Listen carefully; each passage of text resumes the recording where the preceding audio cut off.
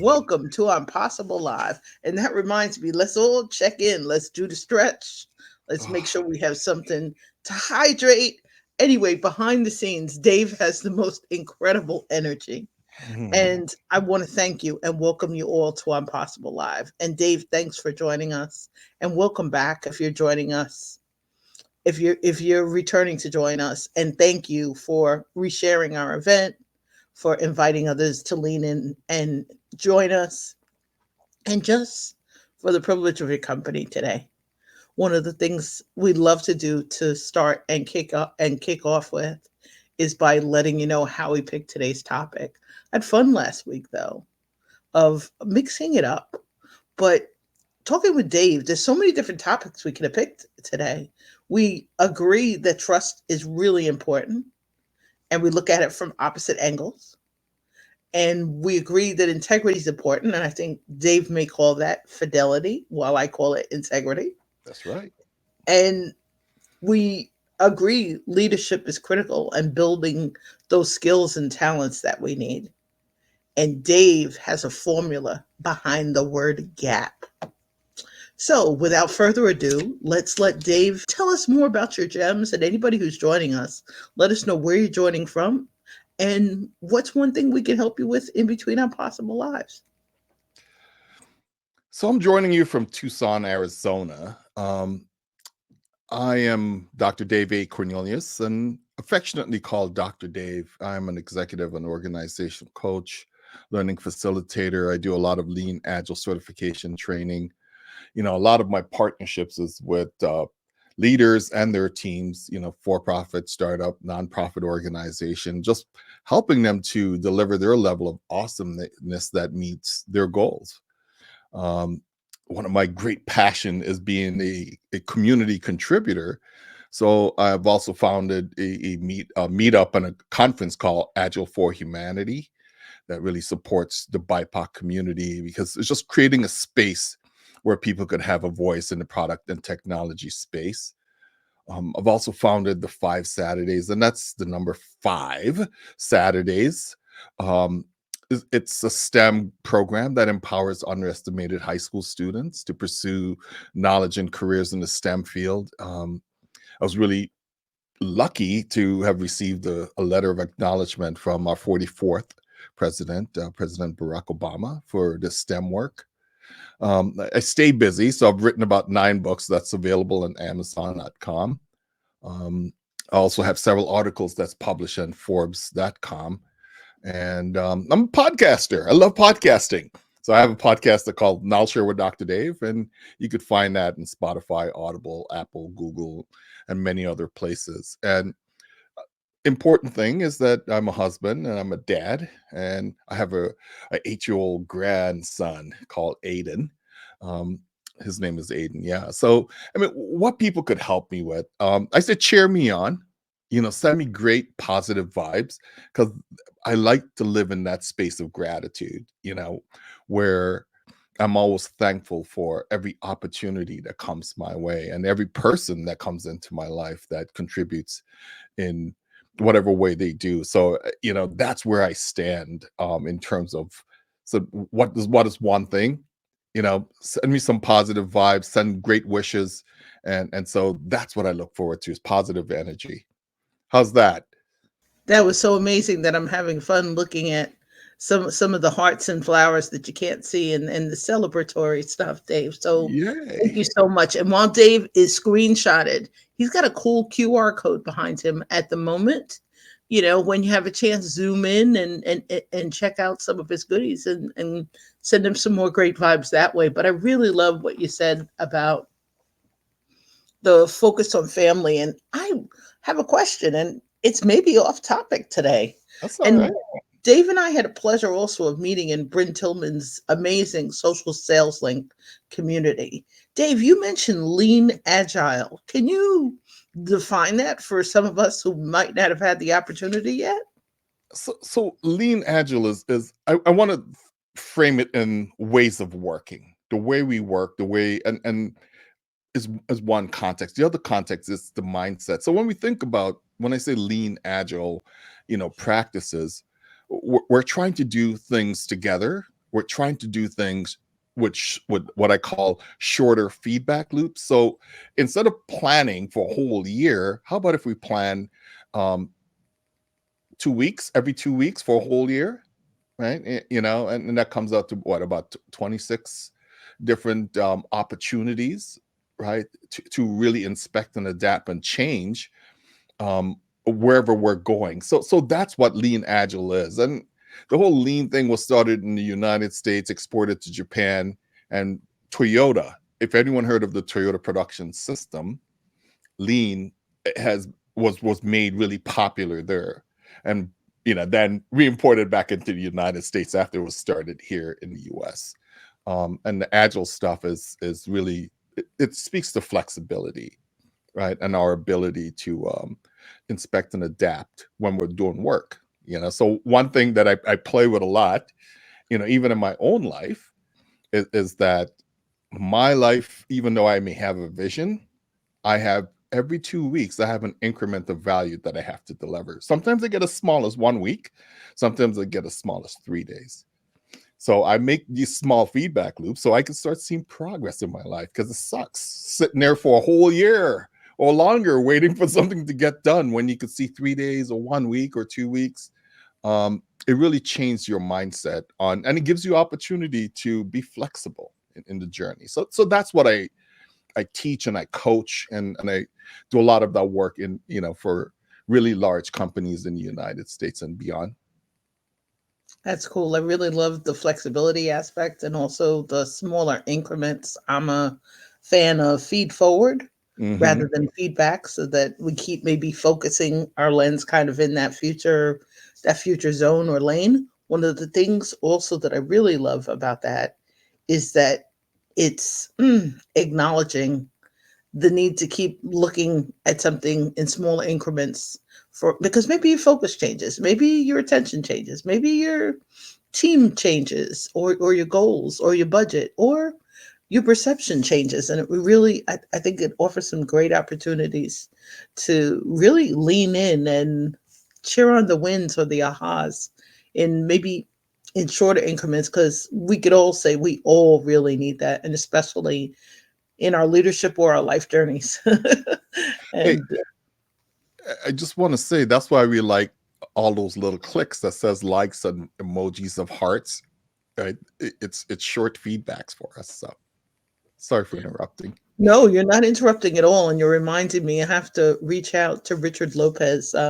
Richard had a great blog on emojis, and we had done a live on emojis. And you're reminding me, I need to reach out to Richard.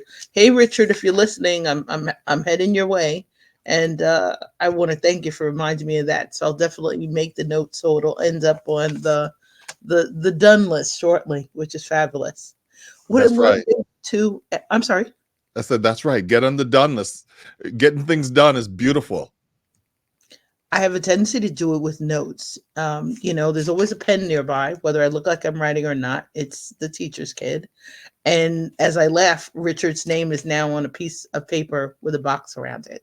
So if there's a word and there's a symbol next to it, it activates some sort of action plan. I'd love Dave to dive into trust a little bit. And I know we've got different backgrounds on this, different ways we approach this, and especially whether we're approaching it personally or you're approaching it professionally. But what is trust to you? Can we start there and start slower? For sure, for sure. One thing is like I've done lots of research and read lots of stuff about trust. And in my definition, to me, trust has three parts. Right? The first part, it speaks to empathy. Right, that's the very first part. Can I really have empathy for the other person? Because as that person is depending on me to get something done or to provide some value, then I should have some empathy. The second part of trust that I look at is its capability. Do I have the capability to actually do what people are asking? And it could be anything, right? Do I have the capability to bring someone lunch or dinner or build some digital product software? Do I have that capability? right? And the last part of it is that, you know, can I meet the commitment, right? Because oftentimes trust has a big ask. Can I meet the commitment? So I have three parts, right? So we look at the very simple part. They're like, hey, do I have empathy for that individual? Do I have the capability, right? And then, you know, can I meet the commitment? And many people have defined trust in many different ways. But recently, right? I mean, I was playing around, um, I started talking about trust fidelity, right? Trust fidelity, and really what we're talking about is right the degree to which someone acts consistently with our expectations and demonstrate trustworthiness. So trust fidelity, right? Because we have varying degrees of trust. You know, there's some people I would, you know, hand over my bank account with, and there's some people I just won't even consider that. So those are the varying degrees of trust fidelity when we're talking about, you know, the way we you know, the amount of trust that we could give them. How does that sound to you? That's kind of an interesting approach. I definitely agree with you in the sense of the two-way street of it. So Yvette Bethel, who helped me get certified in trust styles Hmm. and in as a trusted leader, really helped me understand and explore the different levels of trust. The reminder that it's uh, it's almost like a multi-lane highway or intersection. So that there's a lot of factors, and I love what you're saying because you're reminding me that observation is a big part of it because sometimes those observations are shared. Otherwise, in environments where maybe people aren't feeling as safe or comfortable to express themselves, or they're in some sort of challenging culture, or they don't necessarily trust the leader of the Yeah, team, they don't really express those. I think that's why the integrity piece of how Yvette really helped me break down the pillars reminds me of the importance of that it's not just how others see us, but it's really how we see ourselves. Because sure. otherwise, it's we need to locate the energy to be willing to create a trust opportunity. We need to be willing to have a relationship with someone or a degree of involvement. So I love your resilience part of it, kind of the can I make the commitment? I really enjoy that question from a sense of kind of tuning into your core because sometimes in a work or life situation, we don't have a chance to really ask that before someone asks something of us. So I really love what you're saying there. Yeah, and so there's I just did a poll. I just to share with that. I just did a poll to talk about trust fidelity, and got about 50 people who responded back on LinkedIn. So I want to say thank you to those individuals, and thank you because I know you were probably one of the respondents for this. But when I think of trust fidelity and the way we framed it out, it wasn't just my idea. It also some of the wording came from, you know, the group that you talked about with Bryn's group. You know, it's like the highest level is that absolutely, you know, high trust. And I even added to that always, you know, because I just trust that team always, or those individuals, high trust. And then we have trust but verify, which is medium trust. And the third is the which, if I look at it in a pyramid, at the bottom, I wish I could, which is low trust. So what happens in on each one of those different layers, right? In high trust, you know, individuals and teams under, you know, under that view are unencumbered by the weight of having autonomy. They have autonomy to go and get things done. You don't have to go tell them to do it. They meet that commitment. They have that empathy. They have the capability. With trust but verify, now what's happening is that we're verifying, you know, certain things that those individuals do, and it could be nothing more than a simple thing like those individuals provide some level of metric that we could measure the value that they're providing, right? And so we're just looking at, hey, can we just be steady, and you know, in terms of what value you bring to the table, medium trust. And then I wish I could is what we call low trust. And I just pulled this out and I wrote this, that trust flickers like a dying ember, struggling to ignite the warmth of confidence. Right at that very bottom. I wish I could. And so those are the three levels that we, ran that poll, and it's interesting that the outcome that came back is that 17% said absolutely always high trust. 78% also said trust but verify, medium trust. And then we had 2% that says I wish I could, which is low trust. And so you could see that most people are in the trust but verify space, of who participated in that poll. But you can see it's layers of trust. That's the fidelity that we're talking about. Are you measuring it professionally, Yes, personally, or both?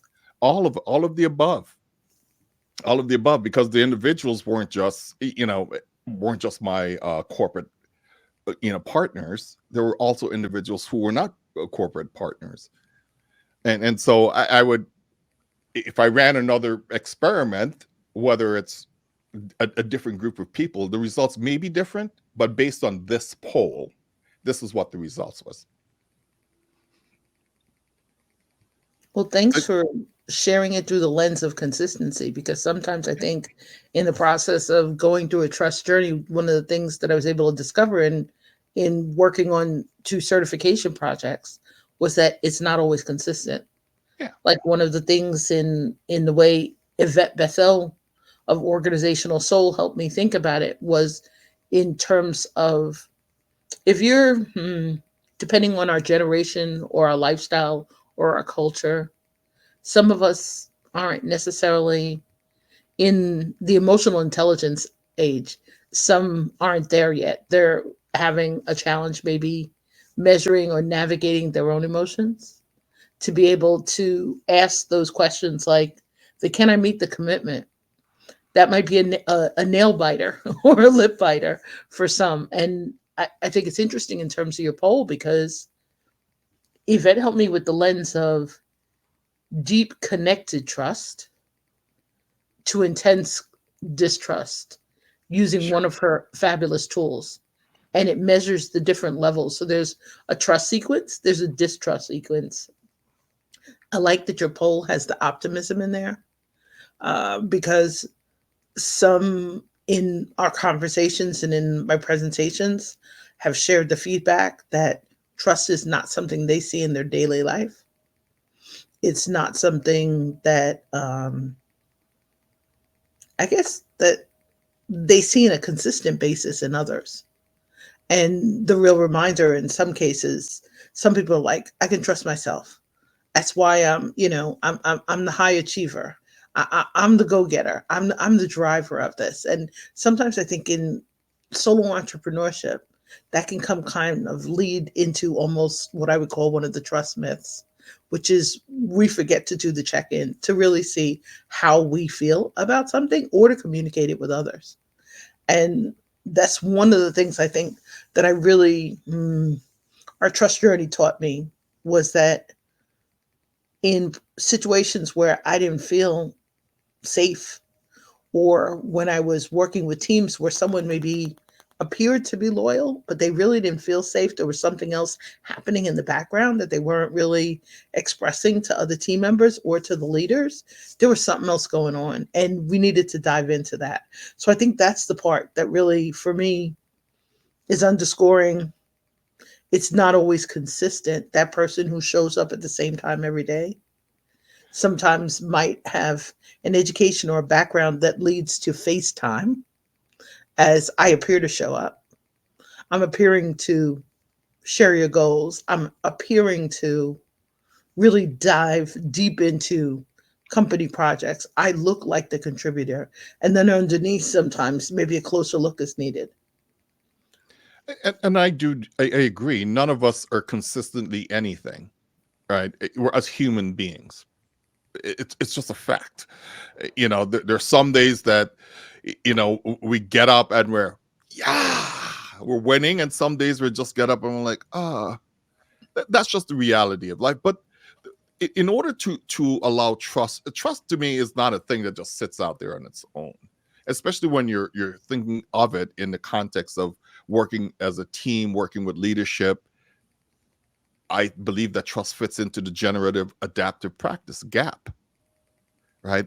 That is a practice and a set of tenets that I've designed that for continuous growth and improvement, increased engagement, innovation, and also just productive teams. So when I think of trust, it is one of the tenets of the generative adaptive practice, the gap tenets. So can I tell you what the 8 are? Would this be a good time? It Or should I would hold be. on? But one question I want to ask in Um, generative adaptive practice, where's the communication part of it? so can I the way, if you're a leader or coach like I am, an executive coach, and I'm working with teams, there's some level of training that takes place. That's one context, but the tenets itself enables you to have the level of communication and also the evaluation of what's really going on. Right? I mean, it's just one of those things that, and so I'm going to try and drop the 8 tenants in the comments, just for just if that's possible. I don't know. Is it possible that I could do It that? definitely is. Hmm. It's definitely possible, and I can also capture them and Okay. reshare them for you. So Okay. I'm so gonna throw it in a private chat. And here you go. Bing, done. The 8. okay. Okay. So I mean, if you look at those 8 different tenants, speaking with an abundance, starting off with an abundance mindset, right? That is one level of communication that you would have with your team or an individual. Right. The second part of that is that we focus on we, which I said we is willing and enabled. Right. The person is willing, and we're, as a leader, we're giving them the ability, right, to do certain type of work. And then the part that we're talking about, we trust you to achieve our goals, is the part that we're talking about, trust fidelity. It's one of the tenets. Right. We trust you because I have an abundance mindset, and you're willing, the commitment part of where we talk about trust, and also the enablement, that as a leader, that I may have some resource to get you trained. I may have some resource to have some workshops for us to get together. That's part of the communication part that's taking place. The fourth is like we win and lose as a team, one dream. You're starting to see the reframing of the context and the relationship that you're having with those individuals in terms of building trust. It's not, trust doesn't happen, willy-nilly. It takes work, and then so the fifth that tenant, well, I said partner and have conversations to learn more. So if I have external partners that's supporting us, or even internal partners, I want to have conversations to learn what's going on with them. Why aren't we having trust? Why isn't a trust walk stronger? How can we improve our trust walk? That's part of the process. Number 6 is really important. When I say run the experiment and evaluate the hypothesis, because we have tons of hypotheses that we make, and we assume certain things will happen, but let's run the experiment. You talked about Lean Agile and doing shorter increments, this is the experiment we're talking about. That I could run something and I could evaluate that hypothesis, that if I build a certain product as an entrepreneur, we're going to make $10 million, right? That's a hypothesis. I could run a smaller increment and says, we made $100,000. How do we get there? The evaluation of the hypothesis. Number 7, what did we learn from failure to grow? Really important. What did we learn from failure to grow? Right? This is that abundance mindset, that it's okay. That failure is a learning opportunity, and we should learn from that. And the final one is fun and joy. Teams that have fun and get joy out of the work, they're far more productive. And I've seen that in team over teams, companies over companies, working in with NGOs and nonprofits, and seeing that these 8 elements, these 8 tenets that I speak of, enables trust to grow exponentially. So I just wanted to share that with you and your audience, to say that trust is not something you do in a vacuum. It requires a lot of work, and having something like the generative adaptive practice, those tenets, the gap tenets, really enable that. And the word generative means to give life, right? So I just wanted to make sure that we see this in a broader context, as we talk about trust fidelity and we talk about gap tenets. So I hope, We're thanks. definitely seeing it. And thanks, Roz Clark and Leslie George, for popping in and for your incredible support of Impossible Lives. I think it's a lot, Dave. It's a mouthful. And I almost was about to copy the private chat into our LinkedIn chat, but I want to copy them one by one. So Sure. for those of you joining us live and popping in later for a replay, check into the comments of the chat, and I'll definitely put Dave's 8, what would you like me to call them? Principles, practices? It's called the generative adaptive practice gap tenets. Okay, so 8 tenants. Okay. So I'm gonna put the wording exactly in our private chat, so that there you go. I appreciate that, and thanks as always, as Dave is going deep. One of the things too, Dave, for leaders who aren't looking at flexible environments in a sense of maybe it's a manufacturing company. Maybe they've got systems and processes that are already predetermined, possibly by other leaders, possibly without a lot of feed forward, as I would say, from the employees who are actually using them every day. Where would you suggest that they start? Where's the beginning? I know we have 8 tenants. Do we start with number 1 and we Yes. finish with number 8, or do we I would bounce say around? start with number one, because number one would enable us to lean into some of the lean practices that already exist in manufacturing, right? I mean, that's where it started with the Toyota production system, right? I mean, so an abundance mindset is part of the lean habits. So that's where I would start. That sounds good. And the second one was focus on we, willing and enabled. The willing is really clear. And can you talk to us a little bit about the enabled part? Well, sure. As a leader, whether you're an assigned leader, VP, or I am an emergent leader, right? I'm pursuing moving forward. Enablement could come either from me going out and learning stuff like you and I do, or enablement could come from someone funding our training. Hmm. So from a leadership perspective, it's like I'm emerging, so I am going to go and enable myself. I wanted to get a doctorate, so I went and enabled myself. I pursued that, right? I wanted to write books, so I enabled myself to learn how to do that.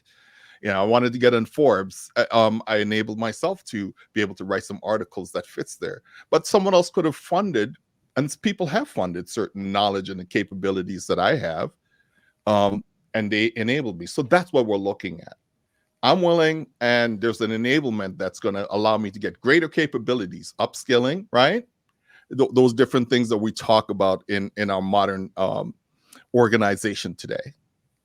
So while we're on the knowledge part, and really, we're definitely in the always be learning club.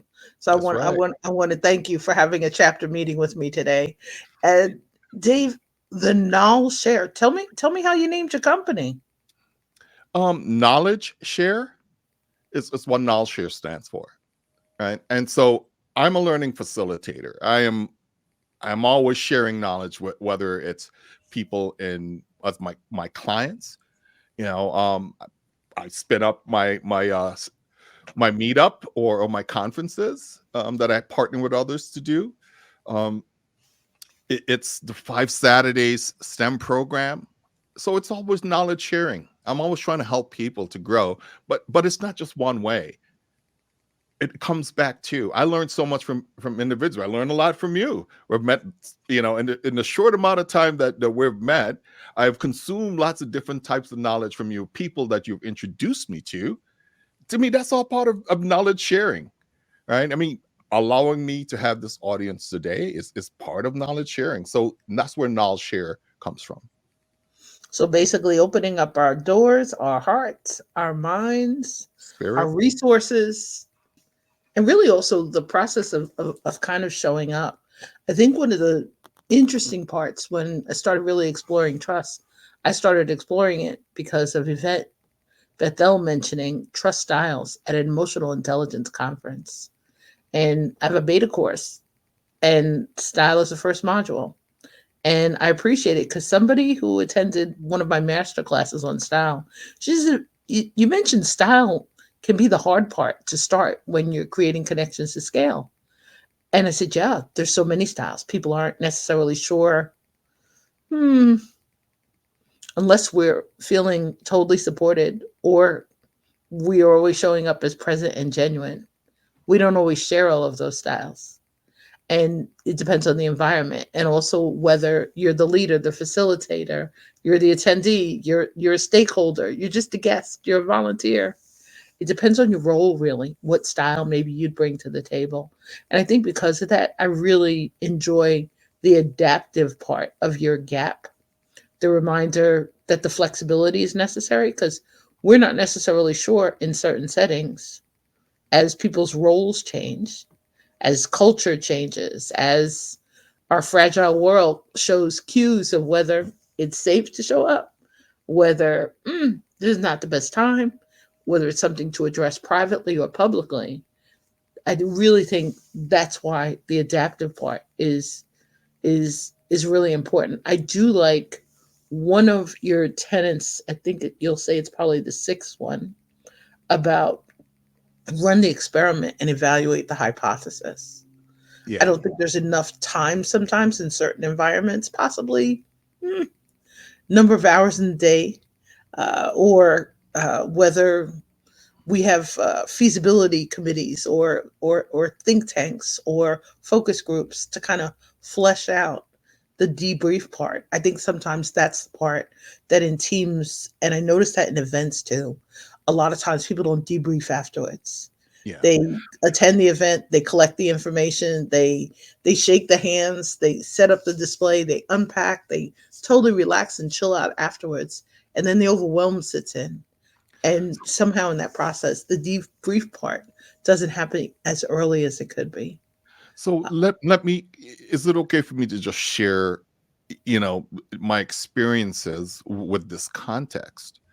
Because it's a total, what we call a mindset shift that happens within the organization to behave this way. This is a practice. This becomes a habit.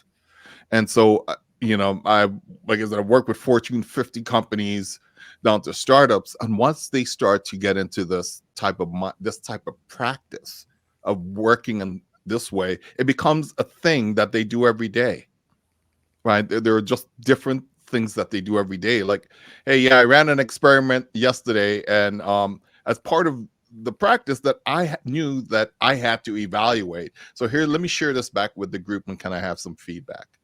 Right? That is what we're talking about, the shift that's taking part in the organization. It's not a bunch of stuff that sits on the wall. This is a practice every day that you come to work. And even when you go home, you know, it's like people go, God, you're like this lean agile practicey kind of guy. Yes, I am this lean agile practicey kind of guy, because it makes my life easy and simple to be able to, you know what, I don't know if I could accomplish that, but you know, can I run a smaller slice of that? And then let me figure out, if I'm running that slice, how will I know that I'm successful? That's also part of the question, right? So each one of these tenets have a series of things that you do to make sure that you're achieving, you know, the intent of that tenet itself. So I just wanted to share that with you, what I've seen with, you know, fairly large companies and fairly small companies, that people who are doing this practice, they're being rather successful in the work, and they're learning. That's fantastic. So I had asked before where the communication part, basically you have it built in through the entire gap process, That's right. and it's at every stage and it's in In between, every kind of like stage. that Yeah. peanut butter and jelly. I remember in the beginning when I was first starting with outlining the course, I kept saying communication was a step that was in between, almost as if it was a 7 or 8 or 9 layer cake. Fortunately, now have that cake down to five critical elements. So, but the I love what you're saying about the communication part, because I think that's where people get stuck. People are at different levels of we enter organizations, we're onboarded, and what that process is like for your newcomers, or for people maybe whose roles are changing. Maybe you have a part timer who's now going full time. Maybe you have somebody who was on family medical leave and they're now reemerging. That the focus part really can continue to change in it. And I think that's the part in the beginning where I felt the gap was that maybe there's no set manual or guidelines of what the current experiments are. And in a sense, you would say of what questions are we looking to answer for? And what questions would we like answered today, next month? I think that's the interesting part of your approach of the lean agile, because what we're measuring this first quarter may change in the middle. How Yeah. we measure it, who's measuring it, why they're measuring it. And I love it from a conversation I'm about to have with an amazing referral. They're really exciting because they're modifying a current project for a different marketplace. So the process of watching the experimentation, the exploration, really enjoying that, especially from the creative perspective. One of the things I And want to say too, Dave, go ahead. go ahead. No, go ahead. You go ahead. No, you You go said go right ahead. Go right ahead. well. I just wanted to also say that as you're talking about courses, these tenets are realized through a course. It's not like I said. It's not a monument that you stick up on a wall somewhere and you go, let's read this every day. In order for you to get into the abundance mindset, one of the things that I bring forward is this thing called Ubuntu. Ubuntu is that African term that says "I am because we are," and we talk about it in principles and values. So when I think of the Ubuntu principles of having an abundance mindset, I said, "I see you, I value you, and I welcome you." Right? I could practice that. Right? Can I practice that? Can you practice that? Seeing someone, valuing them, and welcoming them into your space, that's part of the abundance mindset. And those are the three principles. Then you go over to the values, right? And so one of the four values when we talk about Ubuntu is is that we want partnership. We want resilience together. um I wanted to be able to have patience and kindness with you, and that translates into the word called love. Love is patient, love is kind, right? Patience and kindness. So I'm just giving you a context of it's we have to practice these things on a daily basis to be able to effectively lead our teams and lead ourselves through the journey of really understanding this. So behind these 8 tenets, there's a series of exercises and things that you do to enable you to realize the fact that I could have an abundance mindset, because you just don't sit down and just have it. I really am appreciating that from the perspective of it's one of my favorite uh, Bible verses. Oh, and I love Leslie. Thank you always. Leslie has, I love that. My company's pillars are on the rise: recognize, inspire, support, and educate. Leslie, I adore you and your Mosaic Nation of co-elevators. Gotta come. We gotta find a good Leslie day that works for her schedule for her to come and join us, and maybe we'll pick another day for Leslie for an Impossible Live for this busy, amazing author and diversity, equity, inclusion trailblazer. I'm gonna call her. But wow, I love that, Leslie. Actually, I'm putting the company pillars up because boy, you're bringing me joy by seeing them. I think one of the interesting parts, and Dave calls them values, is, and I appreciate that. I'm reminded in the trust work with Yvette and conversations with others, those pillars. We don't always share those. We don't always communicate those. In some cases, some may encounter a fear of expression in crowded markets. I reminded of an amazing member of Leslie's community of Charlene Brown, who reminds us really guard and keep an eye on our intellectual property in this process. Because Dave has also shown us with 9 books, and I'm gonna have to tease him because Dave, I wonder how long it'll take you to reach the number 10. But I I think already know what it is, and so I'll just tell you that I am, writing a book about my great grandmother, and so her birthday is November 5th. No, her birthday is November 1st. I was confusing her with one of my sisters. Her birthday is November 1st. So the intent is to have that memoir finished and published by November 1st of 2024. Right. that's Um, amazing. Do you self-publish? yes, I really enjoy the process of it. To me, it reminds me of cooking. Right. I mean, it's like getting in there and putting all the ingredients, and maybe let me add a sprinkle of this or that. That's totally not cookie cutter. So I love self-publishing. I'm a creative person. I'm a musician. So I love bringing that aspect to the things that I'm creating. And I don't always want someone to always tell me that I can't do that. So I love self-publishing. That sounds amazing. And Leslie's cheering you on already. I love it too because you Leslie. reminds me. I enjoy the part of the alchemy of it, the mixing it up, the helping others create and elevate their blend so that others can see them and they're not the best kept secret. Whether Yeah. it's an organization, an entrepreneur, and in many cases, we remember things in bullet points by acronyms, but also by the problems others help us solve. I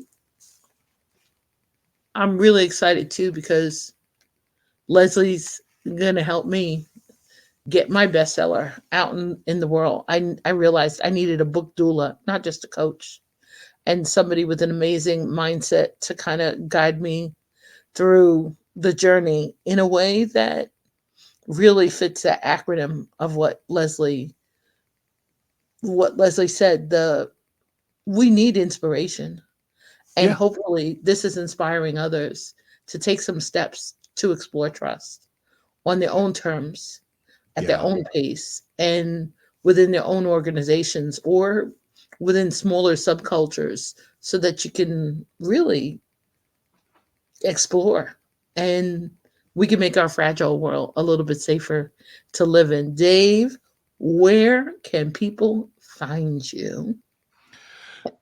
So, are your books all on Amazon? They're all on Amazon. Okay. And you could get it as a print. You could get it as, if you love my voice, you could get it in Audible. And it's also Kindle available. So I make sure that you know my books, I do my own audio recording, so I make sure that's all available, based on all of me, the whole person of Dr. Dave. And that's what most people call me.